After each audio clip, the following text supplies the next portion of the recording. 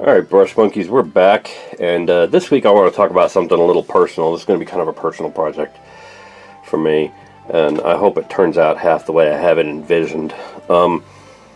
This morning, you know how Facebook hits you with memories from like past things that you've posted that happen to come up on that day? Well, this morning, Facebook kind of gutted me with this picture.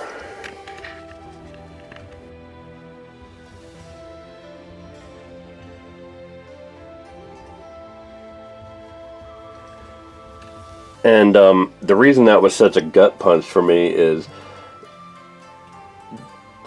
okay, I post these videos, or I record these videos way in advance of when they actually post them. So when you're watching this, it's going to be sometime in like late October.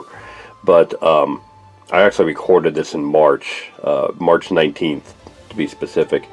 And that is the anniversary of the death of the gentleman in that picture, which for those of you that don't recognize him, that is Bernie Wrightson.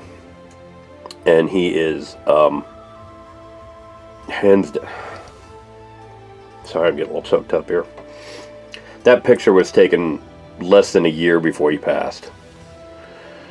And I got to meet him twice at Comic-Con, 2 separate Comic-Cons. He was here in Kansas City, and that was the second one. And for those of you that aren't familiar with Bernie Wrightson, he is probably hands down one of the best comic book artists I've ever seen.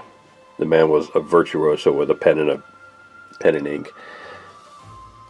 The stuff that he did for Creepy and Eerie magazine was just off the hook. It's one of the few things that actually scared me, stuff like this.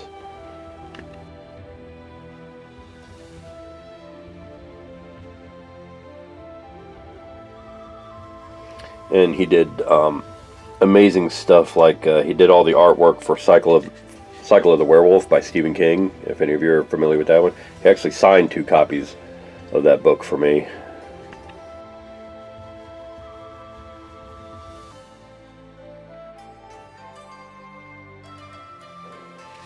And he pretty much defined the early look of Swamp Thing. He was really involved in creating that character and how he looked.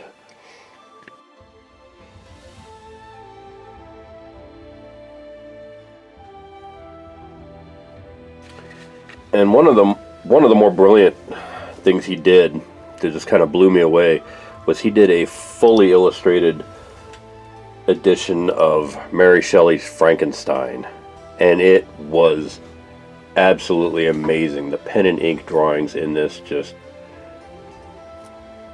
I can't describe them. You have to see for yourself.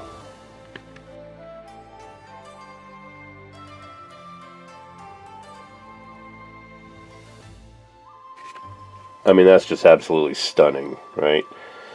And I decided what I wanted to do was to try to... I had gotten this miniature. This is from Reaper. It's an old metal miniature. It was in the bargain bin of my local game shop. And it's listed as Classic Monsters, the Creature. And he's clearly supposed to be Frankenstein. Kind of big burly, put together out of dead people kind of thing. And originally I had this guy Zenithal primed in green and red, and I was going to paint him in a more or less realistic style. I just wanted that green and red to kind of come out in the sickly undead flesh tones and what have you. And I decided after seeing that Facebook memory that I had to do him like Bernie Wrightson's drawing style. So what I'm going to attempt to recreate on this miniature, if you can see him, you can see how Zenithal primed him, kind of a modified Zenithal prime with the black from the bottom and white from more or less on top. And then the mid-tones are going to be Vallejo model color, black gray, Corvus black, and Ulthorn gray to kind of hashtag some of those highlights and darken those down just a little bit. I might dig some Eshin gray in there too, but it's all going to be a very sketchy style. What I'm going to attempt to create on this miniature is something like this.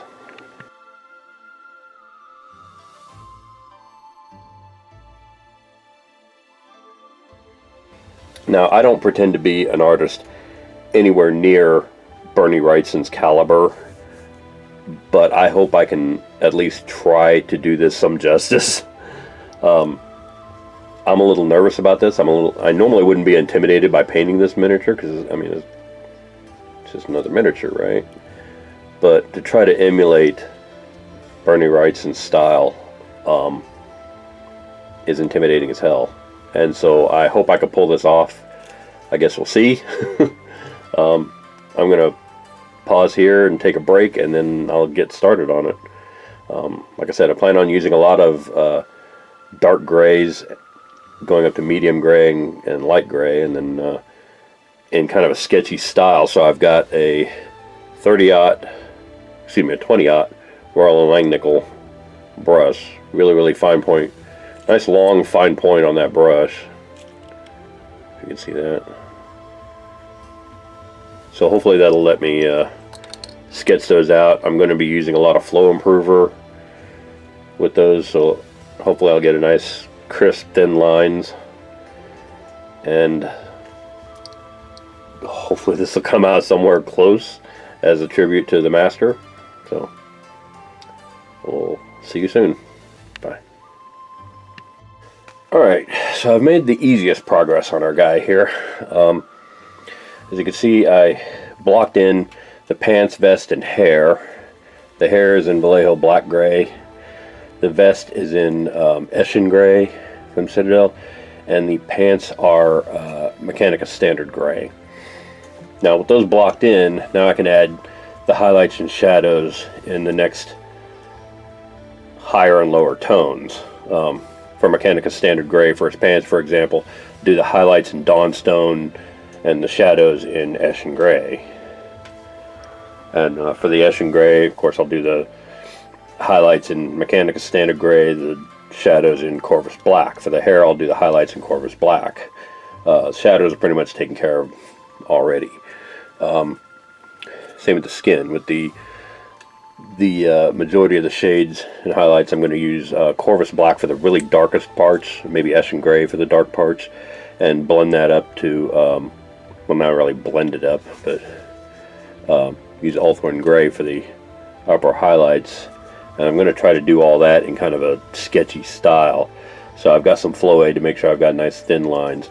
The base is going to be, it's already primed white, mostly, you can see.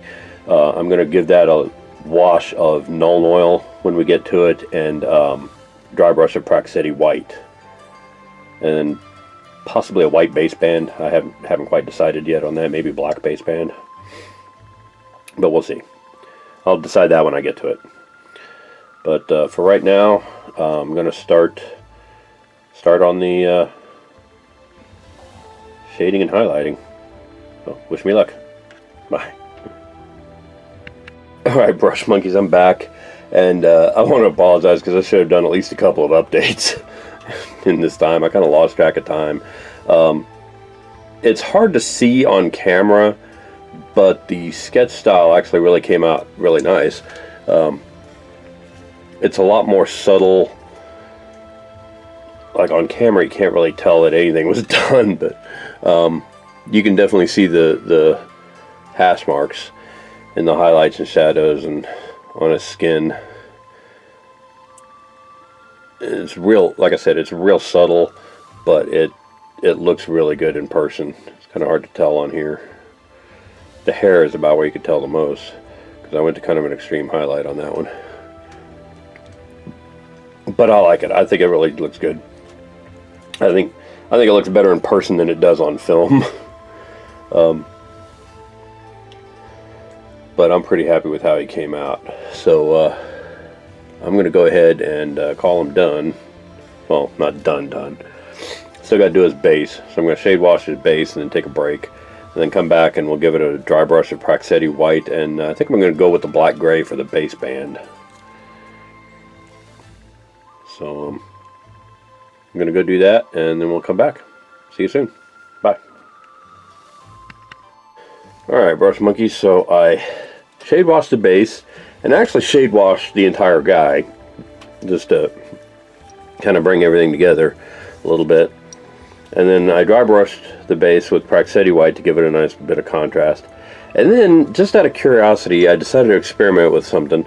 And again, I know it's kind of hard to see because it's sort of a subtle effect, but I took this black micron pen, 0.1 micron pen, and enhanced some of the deepest shadows with some hash marks from the micron pen, and also did some lining with it, kind of all over.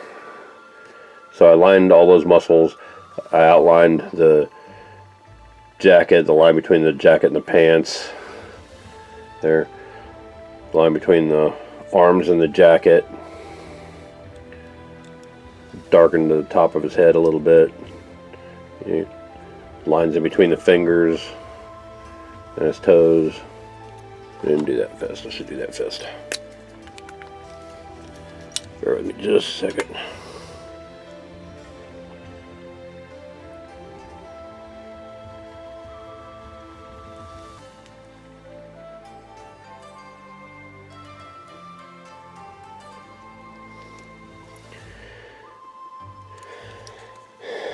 There we go. Got that fist a little better. And basically just went ahead and added to all the deepest shadows with it to give that sketchy style a little deeper purchase in there. Just like that.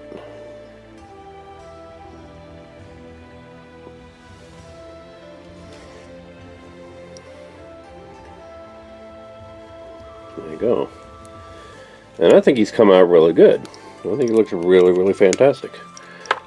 Like I said, the more subtle effects of the sketchy style on the highlights and on his arms and whatnot are a little harder to see, but I think he came out all right. It's not exactly like Bernie Wrightson's style, but it looks pretty good for this scale of miniature. It looks really good, you know. So all that's left to do of them is paint the base band, so I'm going to go ahead and do that. And then the next time you see this guy is going to be completely finished, right? So I'll see you soon. Bye. Alright, and there he is. Our finished Bernie Wrightson style Frankenstein's monster. I'm nowhere near the artist that Bernie Wrightson was, but I'm pretty happy with how he came out. I think he looks pretty good. So I'm calling him done. And moving on. So thanks for watching, and I will see you guys next week. Bye.